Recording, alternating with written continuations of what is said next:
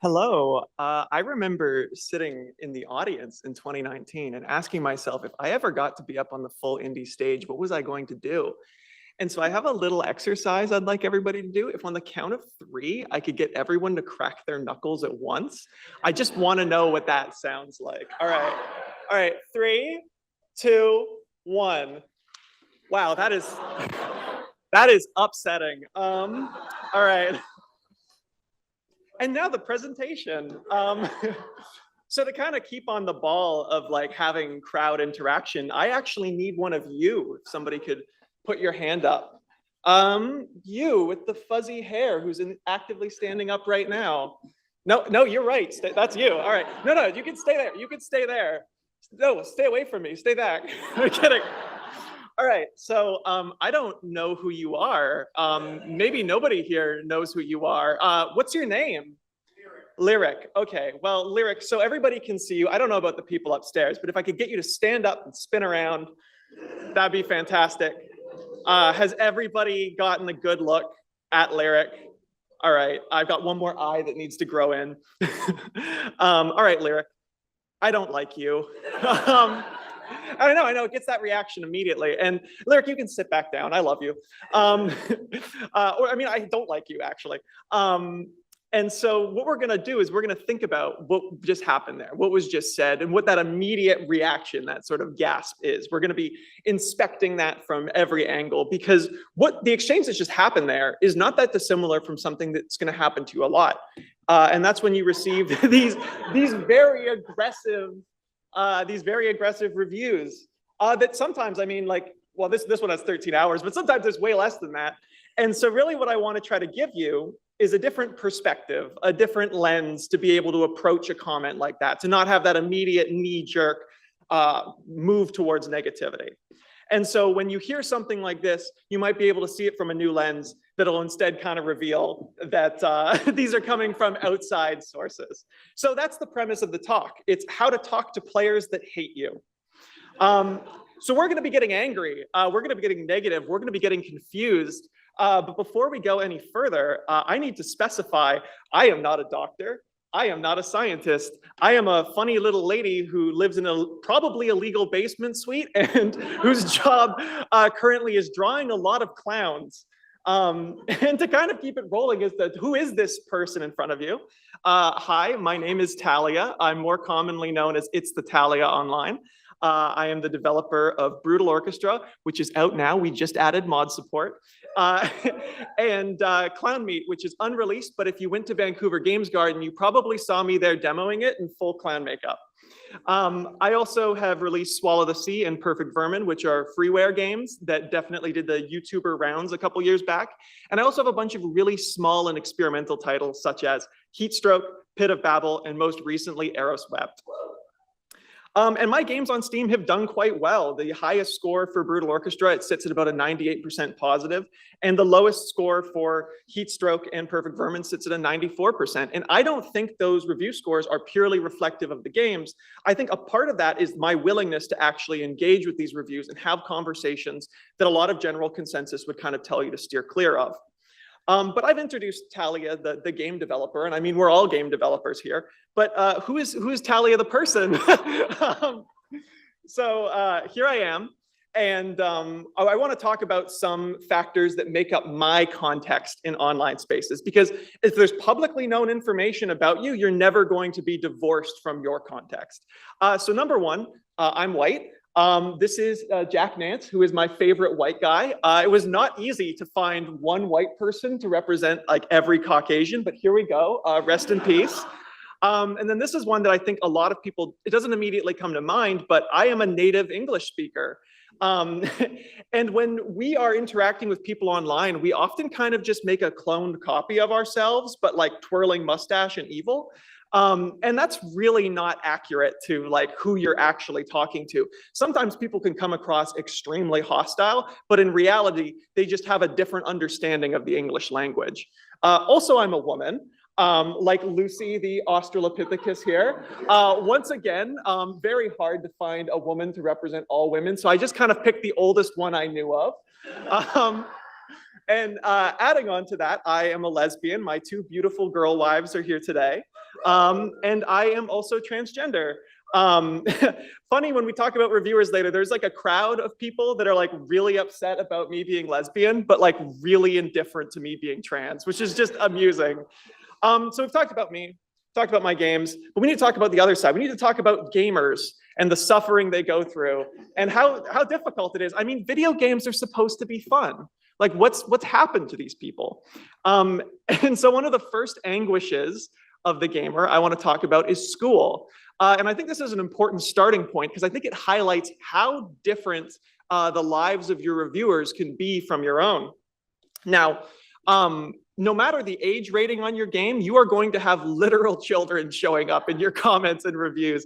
And you're not responsible for that, but you do need to have an awareness of it. Another thing is the adult side of the coin, which is potential looming deadlines. I mean, adults are not usually that upset about how that math test went on last Friday, but they are worrying about things such as looming layoffs. And also, video games are a very emotional medium. They can really evoke insecurities, both about intelligence, about ability, in a way that most artistic mediums can't, and your reviews will often reflect that. There's also just kind of an awareness that the current world is like a little bit of a very big hellscape. And so there's this kind of sense of despondency or being invisible to kind of the forces that, control our lives. And sometimes when you don't know what to do with that, you get really mad in Steam discussions. And then the other one is either known or unknown bigotries. So if anybody has played the game Disco Elysium, I highly recommend it. And these three characters are all raging bigots, but entirely different ways. Bigots often really frown upon diversity, but are also surprisingly diverse. Keeping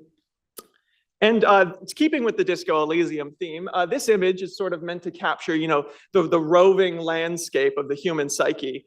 And that's kind of goes to my like people online being kind of clones of yourself that you put away point. People who you are talking to online might engage with reality fundamentally different than yourself. And that can be really overwhelming and strange to think about. And like I mentioned before, you're not responsible for that, but you do need to be aware of it. You are going to be talking to people with diagnosed and undiagnosed mental illness, and you need to be ready for that. So as we're talking about that and kind of, the borders, and because I just love Disco Elysium so much, everyone go buy that video game. I want to talk about the jurisdiction of who you are when you're responding to reviews. It's weird. It's an emotionally charged discussion. Sometimes you feel like you want to console them, but you are not these people's friends. You are not their therapists. Unfortunately, you're not a cop. You're not the morality police. You're not going to go into other comment sections and try to say, oh, you shouldn't have said this. It's very important that before you have any interaction online, not just on Steam, online, please have a clear idea of what you're trying to say and why you're trying to say it. And so now we're going to crack open the beastiary of the gamer.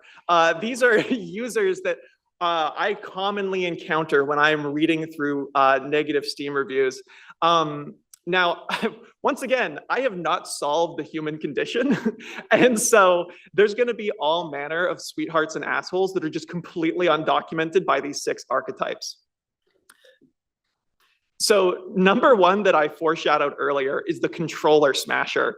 So the controller smasher's review is often an emotional outburst to a point of friction that they encountered in the video game. One of the most interesting things about the controller smasher is their experience with the game will often not end when they leave the negative review. It's very common to see the controller smasher leave a "I hate this, this is bullshit" review and then just keep playing. Sometimes it'll even be their most played game.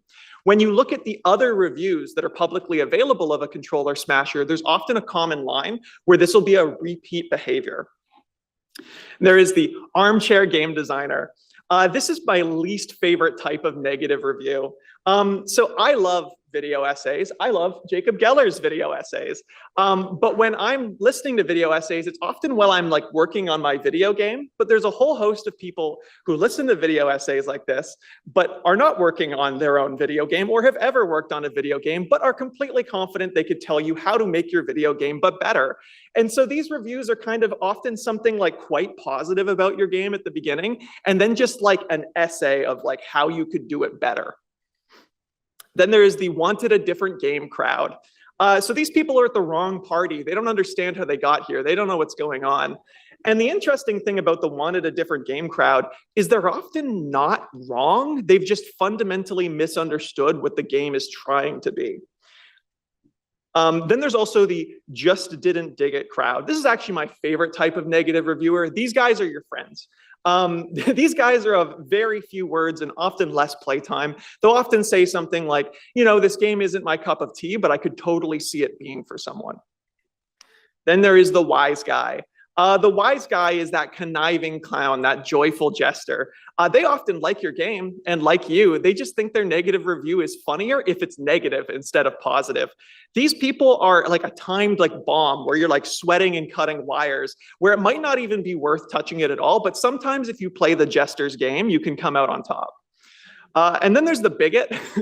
The bigot's problem isn't often with your game, but instead with you or your team. These people are really interesting because they can actually be really useful, which they probably hate to learn. And as I'm talking about all these types, it kind of raises the question of like, are these negative reviews all bad? Is there something that these reviews can actually teach us? Is there good within there? Is there a pearl within all of the vitriol? And I think there is. I think even if it's not the possibility of being able to flip these reviews or get these reviews to go away, I think there is so much you can learn about them. So let's revisit that gamer bestiary. But this time, I'm going to impart my esoteric knowledge to you all of what to do or what I do when I encounter these common archetypes. So number one with the controller smasher, your first mistake is a fundamental misunderstanding of what Steam reviews are. People immediately come in assuming it's like an email. The main interaction is between me and the sender, receiver, you know the word. And when you're talking to the controller smasher, the majority of people who are actually going to be reading that review are people who have not played your game and are just skimming the negative review sections. And oftentimes, the complaints of the controller smasher will sound very valid if they have very little understanding of how the game actually functions. So when you respond to the controller smasher, do not talk to them, talk to the audience. In very simple language, you're going to want to be responding to what they're saying about your game, and you cannot rely on any knowledge that you would only have from actually playing or researching the game. An added bonus is sometimes the controller smasher will come back and explode at you a second time, and this is fantastic because it makes them look crazy, and then you can just walk away from the scene of the crime. What to do with the armchair game designer? Nothing. Do not talk to these people. They are waiting to drag you into the longest Reddit argument of your life. You will be up at strange hours thinking about cool comebacks when you should be thinking about your loved ones. So here's how you deal with them. You just look inside yourself and really focus on the fact that people like don't read like at all. I would be shocked if after this presentation, anyone could tell me what most of these reviews said. But they often start their reviews with something positive about the game. And so it's like not really bad for someone to go into your negative reviews, see this game's really good, and then blah, blah, blah, blah, blah. They've already stopped reading. They've just scrolled on. So don't touch them. What to do with the wanted a different game crowd? There's not a lot you can do with this one, unfortunately. They're not wrong. It's just they don't agree on the premise. And so sometimes if they have a very low playtime, you can encourage them to play further with an open mind. But even that being said, you're not going to find a lot of success. The most important thing you could do is go back and look at your game's own marketing and try to figure out where this disconnect happened. It could be that your tutorial is confusing. It could be that your trailer or your promotional material didn't effectively demonstrate the game. I know with Brutal Orchestra, it's a turn-based strategy game, and we had a problem where because of the name, there was people that showed up thinking it was a rhythm game, and they're like, wow, this rhythm game sucks. And I'm like, that's because it's a turn-based strategy game. What to do with the just didn't dig it crowd. So these people are interesting because oftentimes their other reviews will be a really healthy mix of positive and negative. They're often like completely unaware that developers actually read these. And when you respond to them, they'll often be very surprised that there is a human being that actually cares on the other end. Here's an example of one of these reviews. So basically this can be summarized as them originally saying when this review is negative, hey, I like the game, it just doesn't have a lot of content. And then I responded basically saying, there's actually way more content, you're just like not up against it yet. And then they went, okay, cool, thanks. And then they played for 35 more hours. And I think like I checked in on them once and their Steam profile was like just all decked out with like fan art and stuff. So sometimes these people just need a little bit of a push to try longer. What to do with the wise guy. So this specific review is referencing a character from Brutal Orchestra who is a joke character. He is comically bad. He is Arnold, and if he takes damage, he has a panic attack and loses all of his stat buffs. Suggesting buffing Arnold is obviously a joke. So I responded to this review by saying, if you put a gun to my head and told me to buff Arnold, I'd tell you to pull the trigger. Now, this had a very interesting effect. And I was comfortable doing this because I had read this guy's other reviews. And I'm like, all right, I understand. And so he changed the review to positive and then ultimately like just removed it, which is also cool. Now you might notice that this review screenshot is in Dutch, and that's because this kind of became like an image macro for a while. And it was like being shared around on like Discord servers I didn't even know I was relevant in. And so cool, thank you, guy. You kind of did advertising for me. Here's another one, too many tits. So I responded and I said, alas, I hate to disappoint, but those are actually man boobs. Moobs, if you will. There is no titty to be found in Brutal Orchestra. And he said, fantastic, have a nice day. Changed rating because I figured out it's actually man boobs. So if you can play the clown's game, sometimes you can win. What to do with the bigot? Once again, do not talk to them. Think of them like that exploding enemy in a video game where if you like shoot them, don't shoot them. But if you shoot them at the right distance, they'll like explode and like save you like a ton of work. So what you do is you saw off all their identifying information and just mercilessly dunk on them online. You have to be very careful about this and like really protect their identity, even though they would absolutely not do the same. But yeah, you'll get lots of people, usually people that are of similar or adjacent minorities to yourself, that'll be like willing to jump on that boat because, you know, like, oh yeah, I'll check out your game because fuck that guy. And so when you kind of arrive at the end of this, if you go into talking to negative reviewers with the idea of my goal is purely to get them to flip, it's to get them to go away, you're only going to find that success with maybe 20, 40% if everything goes all well of reviewers. Now, these numbers will vary depending on your game. That's just personally for me. But when I wander out into the negative Steam reviews, I'm not just trying to go there and change people's minds. I'm trying to make sure I have a very clear idea of the landscape of people that are interacting with my game. And I think the common advice of just don't read the reviews, don't interact with the reviews, I think that's valid and that might fit you, depends on your mental health, it depends on your schedule. But I think for a lot of people, it's an unconscious decision. We all just appeal to, okay, well, you know, you just don't read the reviews because that's what you do. And I think at the very least, it should be a conscious decision on your part and how you want your game to exist out there in the environment. So to come back to Lyric, if I can get you to stand up for a second, I don't like you, but it's because I don't know you. And maybe I'd like to. So just beyond that little comment that was said there, there is a reality to it that is not expressed in the words that were originally thrown at you. Know, sit down, you're beautiful, I love you. And so that was my presentation on how to talk to players that hate you and all the weird and wonderful things that they can teach you, both about yourself and about your game.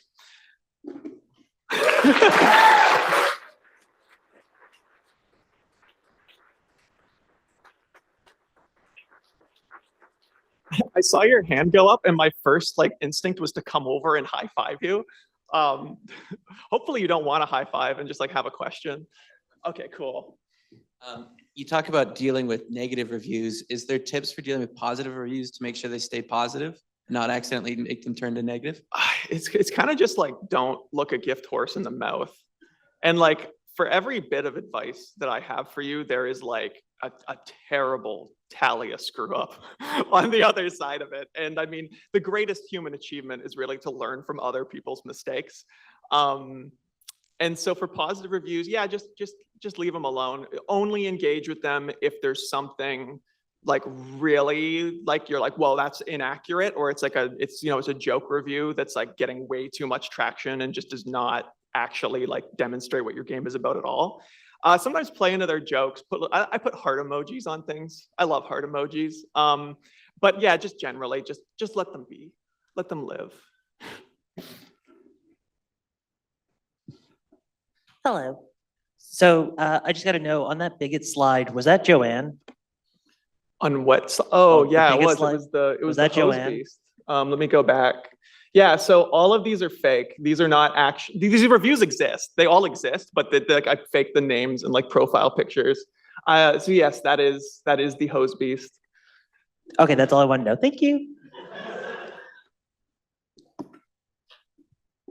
Hi, Hello, there you are. I'm just wondering if you've ever had a review where you're like, oh, shit, they have a point, or hey, they were a huge asshole about this, but there's, you know, some I have useful made- information out of that. How yeah, do you I've deal made- with that? Yeah, I mean, I'm wrong about things like all the time. And I'm wrong about decisions in my game sometimes, but I feel like I understand my games. And so sometimes I will get like let me go back through the presentation, all the pretty slides and angry people. Come on. Wow, it's a long presentation. I'm proud of you guys for sitting through this. Come on, a little bit further, a little bit further. Come on, I'm sure I talked about making video games somewhere in here. In this game, well, the purple snake creature is in multiple of my games because I love him. But that big Leviathan in the Brutal Orchestra image coming out of the water was the very first thing I ever posted on Twitter or X or whatever it is now. And it was brown. Its skin tone was sampled from my buddy Angad because I think it's really funny to like sample his like body parts in video games.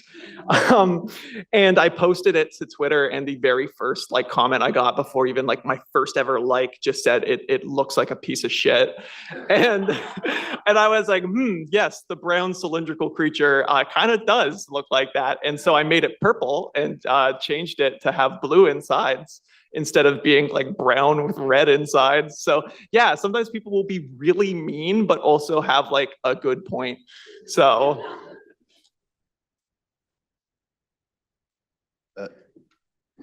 Thank you very much for the attempt at subliminal programming. However, I was unable to read the text. Could you please read it out for me so I can do better signals? Yes, I was trying to pull a Fight Club, put an image sneak in there, and you've called me out, so I've got to show you. And this is a huge present. Oh, there we go. All right. Yeah, there's a Pearly Clam Clamp from Pikmin 1, my favorite game. And I'm pretty sure, I don't even remember what this says. It says something to the effect of like subliminal message that makes you think Talia is really cool and pretty. So I guess it's not subliminal now, but like hopefully I've convinced you people. Thank you. You're very cool and pretty.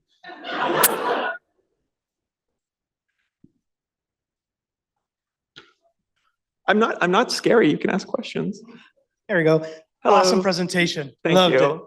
it. Something that you hinted at is that you actually do a lot of research on the people that have commented before engaging with them. Yeah. I'm really curious to learn more about this. What kind of things are you Would you looking like to know your address? for? And help me get home. No, I try to keep it like, once again, let me go to my jurisdiction slide. I gotta stop doing this. Was that it? That was it. Okay. Smiling, frowning, smiling. Yeah, so normally I just look through either their Steam profile, which is more often than not visible, and if there's comments immediately left on there, or I will look at other reviews that they've left on games. Sometimes you will even see other developers that have been able to like change that person's mind. You can just like copy their homework and change it a little bit. Like, it's fine. No, we're all on the same side here. Yeah, I mean, don't be too creepy. Like, if it's information that they are publicly making available online, like I don't think it's objectionable to read through it to better have a conversation or understand them. But like, don't be weird. And if you are weird, like don't credit me. Let me rephrase the question. What kinds of things are you looking for while reading through their past comments? If I see the word woke or DEI in there, that usually tells me most of what I need to know. It really depends. Like, people, like everybody has the phenomena, I guess, of like meeting someone and being like, oh, you're like that other person I've met. And that's why it's kind of like I've broken people down into like archetypes, where it's like, it kind of feels like you keep meeting like the same strangers over and over again. Just like do it more and you'll like start to develop your own. I don't know, talk to people. I'm people. Awesome, thank you. That was it, good, yeah, okay, cool. I love you people, have a nice day.